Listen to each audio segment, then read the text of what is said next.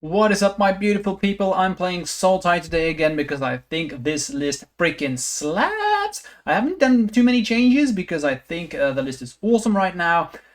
People have asked me not to spoil too much because you want to watch while the games develop, but I do want to say already that we had some very tight games, so this will be worth watching. Let's go over some of the changes I made, but before we go into that, I do want to point out a small mistake in my last video where I said that Sultai in fact won the Magic Online Champions Showcase, which is apparently not the case. I saw on MTG Top 8 that first place was Sultai Infect, but apparently that was wrong. So my bad, creativity won, not Infect. But it's still true that there were two players in the top 8. Well, it's only 8 players, but 2 players did play Sultai indeed. But I think they played the wrong list. You should play this one right now if you're playing Sultai, in my opinion. So not that many changes. Still love everything that we have here. What you can see is that I've gone for a, in the main board, I wanted to be as consistent as possible. So what I basically did is I'm just playing black-green in the main deck, but I'm playing 4 Blood Agents because that's just a strict upgrade from Plague Stinger. So that's the reasoning behind that. 21 lands should be enough when you have 8 nobles. You should count a noble as like half a land. So if I count these nobles as we have 8 of them, that counts as 4 lands. The thing is, that may be a bit much, 25 lands. However, what you should not do is you should not count Yawgmoth Nexus as a land. So basically we end up with 21 lands again, if that makes sense. 3 Thoughtseize, 3 Push, I've gone up to 4 of each. That felt just a bit too much. But what I'm going to do in the sideboard is I'm going to be playing 1 Fatal Push, because creature removal is very good here. If you're able to get to the mid-game, this is a very mid-rangey build. You will take over the game, as you will see in my upcoming games, I'm sure. Then some other things that I've done is I've actually cut Flusterstorms because I felt like Spell Pierce is better, more versatile, and you don't really need a Flusterstorms. 2 Necromentia. You know, most combo decks in Modern rely on 1 card to win. If you name the combo card, you win the game. It's that easy. And then I'm playing 2 Veil of Summers. Always a good card. Basically good against every black-based removal deck or discard deck. Scam is everywhere, so Veil really shines there. Not a counter magic, so it's always good. And honestly, every single Infect list I would recommend you to start with. If you're playing blue-green, black-green, or Sultai, my current Infect lists, they always start with 4 Endurance, 4 Force of Vigor. So these 8 cards are never going to change. Alright, so small introduction. If you want to see more, in my previous video where I discussed that I created Sultai Infect with Ren, I've gone over all the card choices, so I'm not going to go into that into more detail here. I would recommend you to watch my previous video for more on that. And if you enjoy this content, don't forget to smash that subscription button because it really does help out. Let's dive in, shall we? So this video right here is not going to be a live video. I want to swap these around with live videos and rewatches, because the rewatches tend to go a bit faster and live videos tend to be a bit more informative, but they are also a bit longer. And I felt like having a good combination of both is where I want to be. So if I can recommend you something, it would be to, at a certain point, if you see there is an interesting spot coming up, maybe pause the video, make a decision for yourself, and see if it lines up with what I'm going to do. Not that I know everything, but I do have a general understanding of the deck for sure. So let's just dive in. So I'm on the draw. This hand is fine. I have turn 2 Agent and turn 2 Agent with Protection, or turn 2 Ren Realmbreaker, depending on the deck, which is always nice. Ren will just steal so many games. It's honestly insane. There we go, Blooming March and Ignoble. So I'm, for a second here, I'm like, are we going to be playing the Mirror? Is this Black-Green Infect? That would be funny. So we start here with actually getting Breeding Pool into Ignoble. The reason for me going for Breeding Pool into Ignoble is I really want to have access to this Blooded Agent, and if they remove the Ignoble, I want to be able to fetch up with this Misty. I want to fetch up a black-green land, and the reason for playing the Breeding Pool here is I think it's the most versatile. It doesn't change all that much if I'm being honest in this situation, but that's the reason for going for the Breeding Pool here. Twilight Maya. Okay, so I know that I'm not playing against Black Green. This should be Yawgmoth, and they go for Grist. Interestingly enough, they do not sacrifice the Ignoble to kill Ignoble. It makes sense, don't get me wrong. I can see why they would do that. They would just want to generate some tokens here in their next turn and then kill the agent. Now we do have Snakeskin. We already had Vines, so I feel pretty good here. Generally, Yawgmoth isn't that bad of a matchup as people think it is, but it's easy, right? You need to keep Yawgmoth off the table and then you're pretty well set up.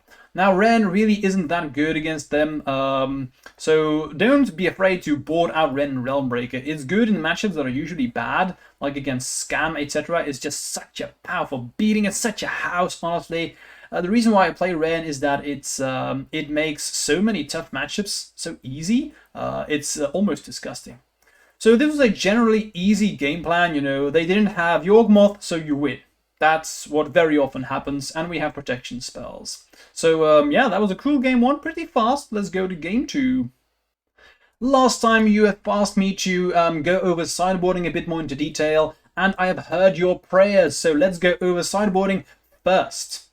So here you can see what I've done is I've cut the Rens. They are just too slow against Yawgmoth. The decks don't play that much removal spells, so you really want to have as quick of a game plan as possible. So you board out Rens, and then you have Phyrexian Crusaders here. You can see I'm playing, I've cut 3 of them. I'm still playing 1. Reason why Crusader gets cut, it's too slow. And, you know, protection from red and white is irrelevant at this point. I'm also not playing something like Trample, etc. So, worst creature in the deck currently. And then what you can see is I've basically brought in all of my interaction spells. And by all of my interaction spells, you can see I've cut 7 cards, so I brought in pretty much everything that's non-green. So I brought in Necromentia, Spell Pierce, Veiler, Summer, and Push. I think they're all pretty reasonable choices and are pretty straightforward. If not, you can always put in the comments why I made certain choices, and I will go over the choices there in more detail. Alright, let's go to the game, shall we? Always try and pause for the opening hands. So this opening hand, pretty good. We have Scale Up, we have Might, we have a threat and another threat, and we have 2 lands. So what I'm going to assume is, especially against Yawgmoth, you want to be fast. They really don't interact with you all that much. You need to kill them before they are able to get Yawgmoth on board, and then you win. It's really that easy. So what we're going to do here is I'm just going to play the Ignoble. If they kill Ignoble, I really don't care. I would want them to do that because then they have wasted removal spells. Now we have the agents. So thing that I'm afraid of is them getting Yawgmoth right now. If they're able to do that, we could be in trouble. And there it is. They do have the Yawgmoth. That's unfortunate. And smart. They actually killed Ignoble first and then they killed the agents. We can still potentially steal this game if I draw some protection spells. If I draw protection spells, I feel like we're good, because then I can Scale Up, they have to respond. Then I can Might, they have to respond again. And then I can protect. But they just found too many creatures, and I will lose very quickly here. This is a very good pickup, though. Let me go over why. So imagine they weren't able to go infinite here. I'm just going to play this out because it's pretty straightforward. Veiler Summer says that you can actually do this before you do anything else. So if I start with using Veiler Summer, all of my permanents are going to get protection from black, which means that if I had drawn a land here, I would have Veiler Summered first, then Animate Nexus, Scale Up, Might. Yawgmoth cannot target the Nexus. So Veiler Summer really, really powerful in the matchup. But we didn't get there. Let's go to game 3. So you saw very quickly me just mulliganing the first hand. That was pretty easy. There was no land in there, so I had to mulligan. This hand's fine. I decided to keep the double vines because I want to have the pump spells that kill them as quickly as possible. And this Fatal Push can be very good, especially if you can get rid of Yawgmoth. As I said before, if you get rid of Yawgmoth once, you usually win the game. So we're able to play the Nexus here, which is excellent. They take away the Fatal Push with Thoughtseize, so it's very clear they're going for that. And here, they actually miss a land drop. And them missing a land drop, that to me signals shields are down.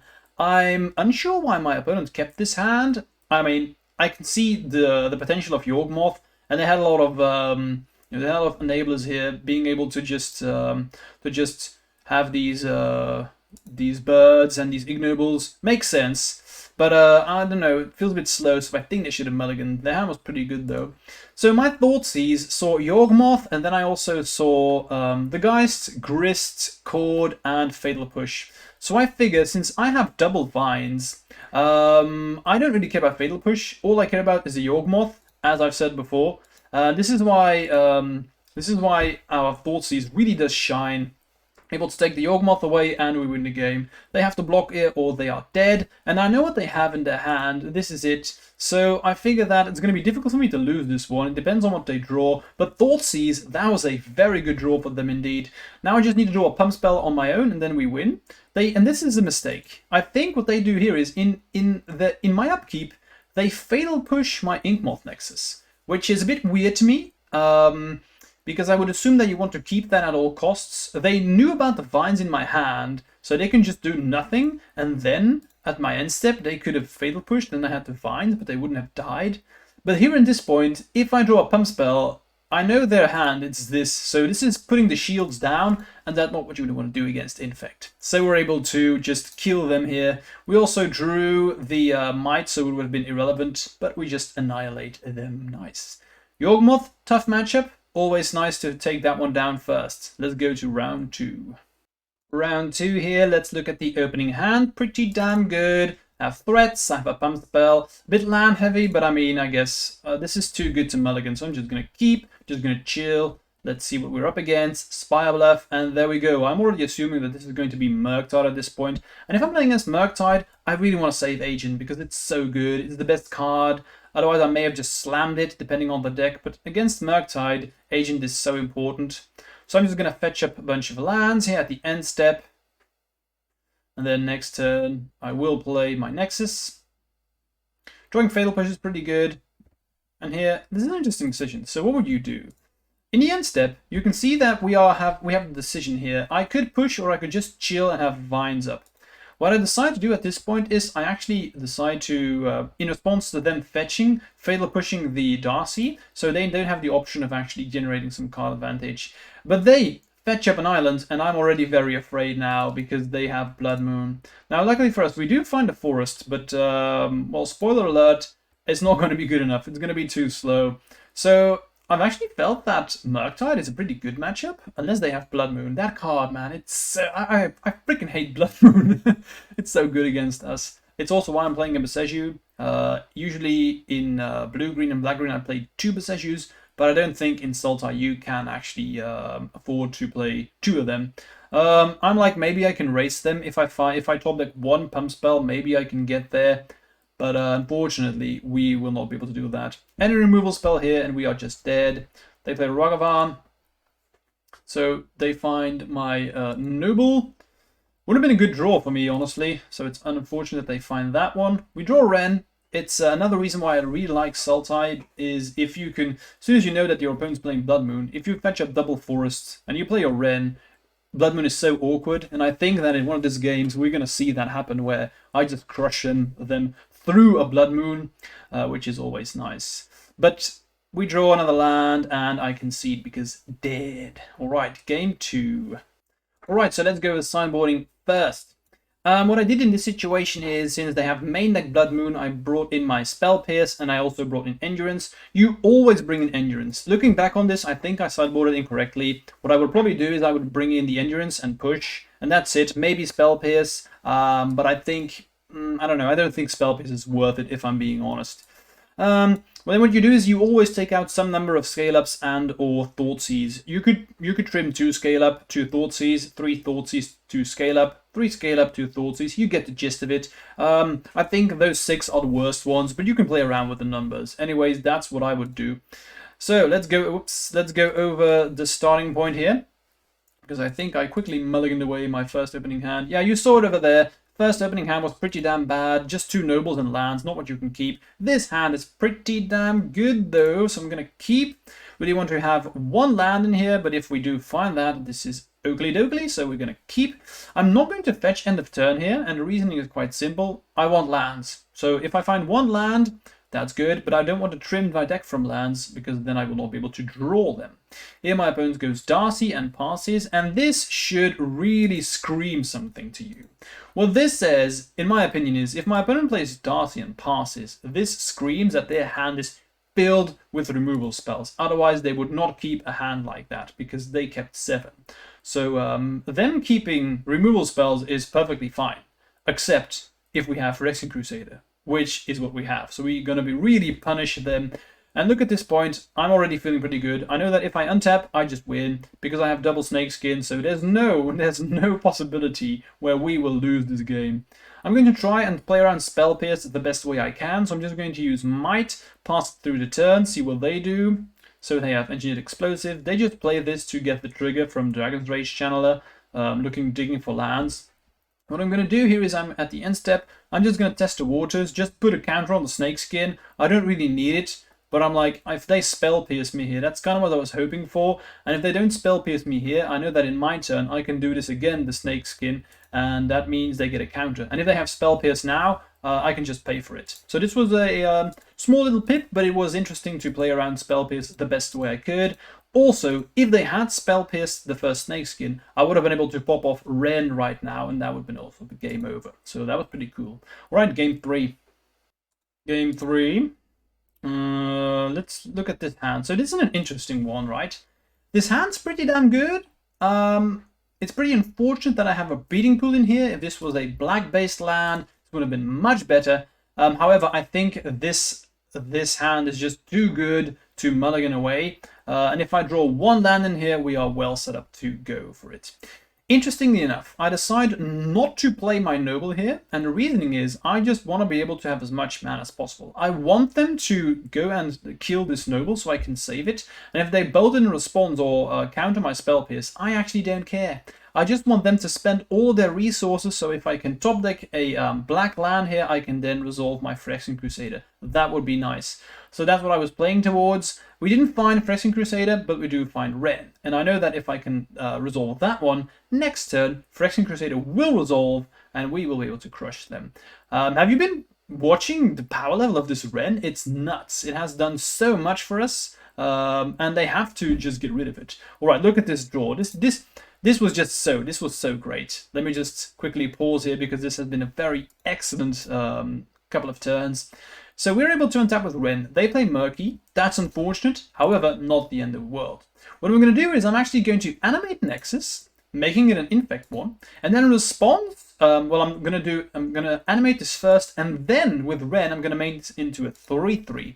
Reason why I play it like this first is quite simple. They had double island. So I know that I don't have to play around removal spells. This to me was Screaming Counterspell.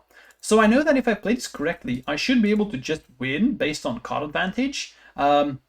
Because if you look at my hand, I still have 4 cards left and they are down to 1. And I will win the late game. I have to be careful though, because Endurance, while a great pickup, what I want to avoid doing is if I Endurance my opponents, keep in mind that Murktide will trigger because it gets a +1/+1 for each instant and sorcery on it. So I want you to think about in this situation what you would do. So this will happen, so Counterspell will work, nothing I can do about that. And then in this situation, take a time to guess how you would play. I'm going to show you what I did and then explain my reasoning. So Counterspell on Might, and here, I'm actually just going to slam it with Yawgmoth Nexus. My idea here is that, again, my cards are better. I will win this game if the game goes long, because that's what my deck is built to do, especially with this list. And if I draw one land, I think it's just game over. That easy. What I want them to do is I want them to block with this Murktide. So the nice thing about Ren is that with this having Vigilance, it can tap for itself, and people don't expect that. So now I'm facing down a 1/1 and a 1/1, and they will not be able to get rid of this Ren anytime soon. So I'm feeling pretty good here. They're just going to try and kill Ren. I just need to draw a land, but pretty much any pickup here is just excellent. I'm going to slam in, hope they block. They don't do that. And I'm thinking for a while, what do I want to do now? Do I want to play Crusader or Endurance? But I decide that Crusader is the best thing to do right now. It's just so powerful, and I don't want that one to get countered. If they counter Endurance, that's not that big of a deal. I also have Ren Emblem next turn, so they have to attack. Can't block it, but that's really okay, because now Phyrexian Crusader can just slam in. Look at the situation. I really don't see how we're going to be able to lose from this. I still have Endurance and Vines. I will be able to put this to 7 every single turn. I can kill them with both regular damage and Infect damage. Things are looking good. So I want to play out this Endurance at the best timing that I can get. Draw a land, it's okay. It's not bad, but it's not great either. I'm just going to slam in with both. They can't block Phyrexian, and if they block the forests, I would be happy to take that trade. And now it's their turn. So they bolt Ren. It's clear that they want to get rid of it. They want to prevent me from getting the emblem. That makes sense. They also bolt so they can get the Delirium from the Darcy here. This is so cool, man. They play Blood Moon. I do not care. Now what I will do at this point is I will fetch up a land with this Misty Rainforest. Reason is quite easy. I don't need lands anymore, and I just want to trim my deck from lands, so I have more options to draw. So Blood Moon, pretty damn awkward when you have Wrenn. Go ahead and play it, I don't care. They want to kill this Wrenn, so what you can do here is you don't need to endurance your opponents. I don't want to make this Murktide bigger, so what I'm going to do is I'm going to endurance, target myself, and then I'm going to block Darcy to death, and how are we going to lose from there? I also know that this is a guaranteed win. This will happen because they only have one island. If they have Counterspell in hand, they can cast it because this is now a mountain. Wow, this game, so many good plays, and they just concede. We just crushed them, honestly, with our 3 drops. Mid-range Infect, and I didn't even need my Infect cards here. Well, that was such a cool game. Let's go to round 3. Now, usually, Infect is very favored against combo decks. Now, we are playing a mid-range strategy, so we are not as favored against combo decks. Spoiler alert! So let's see what we're up against, shall we? Hand's pretty good. I have Wrenn turn 2, which is always where you want to be. So I'm going to play Ignoble. I should note that my opponent really had insanely good hands here in this game, which you will see in a moment. If this Wrenn resolves, I think we just win, but they have Force Negation. That's unfortunate for us. They pitched Shardless Agent, so my guess is that they just have another Cascade spell, otherwise they probably wouldn't do that. I'm going to slam in with Yawgmoth Nexus here. I'm going to just attack first, see if they have some kind of removal spell, and I know I have to extend here. I'm just going to play the Snakeskin afterwards, because my guess is that they have a Cascade spell. If I'm really lucky, I may have the option to still get through this. Like, I already have Fatal Push, so I want to top deck a land here so I can fetch and then kill the Curator, and then I can still get through with my 2/2. Unfortunately, we do not find the land, so not able to kill the flying. Otherwise, we could have maybe still stolen this game, but now I will just get killed fairly quickly, as you will see in a moment. They have another one. That's unfortunate. Not much to be done about that. And I concede because I'm dead. Pretty quick, right? Let's go to game 2. Sideboarding. So against this deck, you're going to win fast or lose fast. We saw Wrenn was pretty awkward. So we take our Wrenns. Phyrexian Crusader is not worth it because they're not going to try and remove it. It's too slow. Fatal Push, also not very good. So I take out a lot of cards. So this is for 10 cards that I'm going to take out in this list. And you bring in all the good stuff. Veils, Endurance, Pierce, Necromantia. After sideboarding, this matchup becomes pretty damn good for you. But, well, spoiler alert, I thought I had a good hand, but we still got crushed. So this hand just not good enough. You saw just one Thoughtseize in there, and then one Threat. Not good enough. But this hand, if I get to choose a hand, it would be this one. I don't need 2 Necromantia, so I can easily get that out of the picture. With me having Necromantia and the Threat and Endurance, I'm feeling pretty good. There's not a lot of ways how we can lose. However, we start out with Grief. They pitch Grief. That's nice. So the chances of them having a third one are pretty damn low. We Veil a Summer. Fortunately, we don't draw into a green card, but we will get the one soon because we have so many green cards in the deck. I fetch up the Breeding Pool because, I mean, it makes sense, right? I have Blood in the Threat, so I'm fine with this. Now, they have another Grief, so that's Grief number 3. That's already pretty damn unfortunate, and I know I just have to play Necromantia here because they can go off next turn. Going to slam in first. What are the odds of them having Force Negation? I have to go for it here. But guess what? Get wrecked, noob. They have Force Negation as well. So, yikes. There's just so much you can do. I don't think there's anything I did wrong here or could have played it differently. My hand's pretty well set up, but they had everything, and these things happen. I tried, I really did, but too many Griefs plus Force Negations. So we get crushed here. Nothing to be ashamed of. I didn't think I had any shot against that hand. So yeah, dead pretty quickly. That's something. Let's go to the next round. Let the annihilation continue, though, because boy, oh boy, I'm going to crush my opponents now. So, of course, I'm going to play. This hand's pretty fine. Why? I have Crusader turn 2. Snap Keep. Especially if you don't know what you're up against. Everything is just red and white removal anyway, so just keep. If you have Crusader and you can play it turn 2, just keep it, man. Ragavan. I love this. best feeling in the world. If your opponent's going to go for turn 1 Ragavan and you're like, yeah, I don't care. I have Phyrexian Crusader. What are you going to do against this? My opponent just, he's just going to chill. Ledger Shredder. I do not care because I have Fatal Push. So I'm just going to kill the Shredder. You could attack first and hope that they block with Shredder, but honestly, with this hand, I don't care. I just want to kill them as quickly as possible. So boom, slam in for 4 Infect. Get him dead ASAP. Bit land heavy here, my hand, but again, we have Crusader, so we don't care. I'm going to block Ragavan, because the only thing I'm really afraid of is them finding, well, I don't know, something in my deck that they can block with. If they find a threat and they can block my Phyrexian Crusader. I decide not to actually here with Crusader attack. Why? Again, I think I can only lose this game if I mess up myself, and then I can only screw up this game if I let Ragavan hit something relevant from my deck, which is like, for example, a Phyrexian Crusader. Imagine if I play Phyrexian Crusader and they can have a blocker.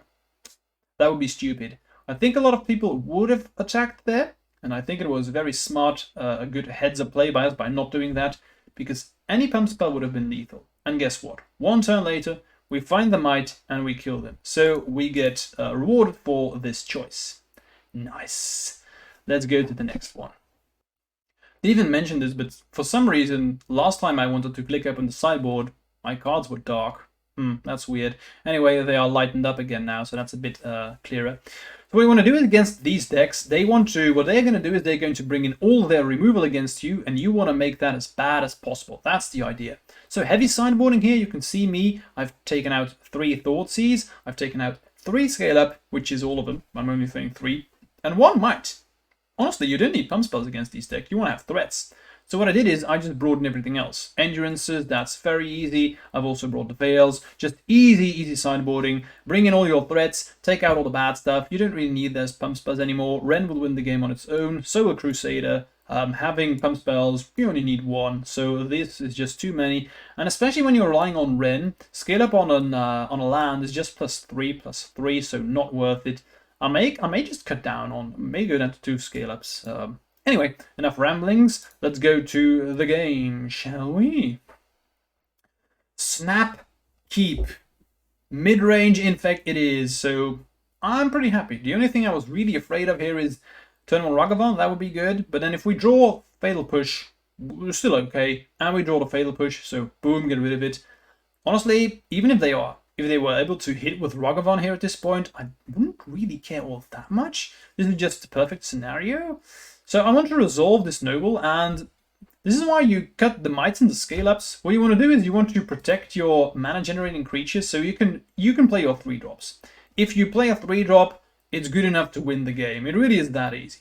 So I decide to slam down Ren first, and the reason for this is that I want them to counter, if they have to counter something, I want them to counter the Ren. I didn't want them to go counter spell on Crusader or Endurance, because those will win me the game much more efficiently, I believe, and that's why I decided to go for Ren. Here they make a big mistake by not slamming down this explosive immediately. I don't know, I've tried wrapping my head around why. Maybe it's because if I play Glistener Elf here, then they can actually just use it, which makes sense. You did see that they had the counter spells, but it was correct for me to play around Ren. I will slam down Endurance now, because they only had 1 card here, and I think this Endurance will also be able to win the game on its own. As I said, resolve a 3-drop, win the game, which is what we did. They make a mistake here. They actually Unholy Heat. In response, Icon Vines. You don't want to fight with Infect in combat. People still haven't learned. For some reason, they also don't engineer explosives before I attack. I don't know. Mistakes have been made. That's how it feels to me. We don't have the land, which is awkward, but I'm like, yeah, man, it's fine. I'm just going to slam in. I think they have run out by resources by now. They've done so many things, and I'm just going to... I don't need to do anything anymore. I can just chill, wait for them to have a response, and I still have this Fatal Push. Excellent as well. So I'm just, in the end step, going to kill this Darcy. Get rid of it. Boom. Now, any pump spell is good, any protection spell is good. We draw Snakeskin. I'm not even going to use it now. I'm just going to chill. You know, no reason to play it dangerously. Don't do that. I see people overextending with Infect all the time, so don't do that. Play it safe.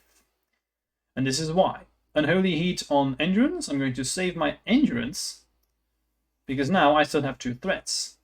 And what I can choose with what I'm going to kill them. We draw Ren as well, and this is what's going to win me the game. They Spell Pierce, as they should, but I will be able to pay for that.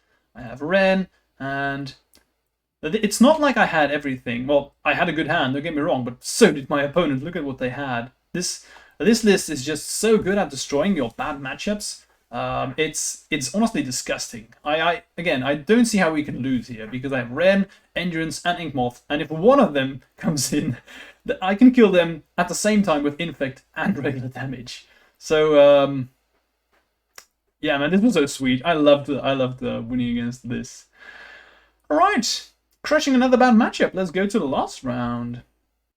Would you like to see an annihilation to finish off the league? I know I would. So let's do just that. At least we're going to try.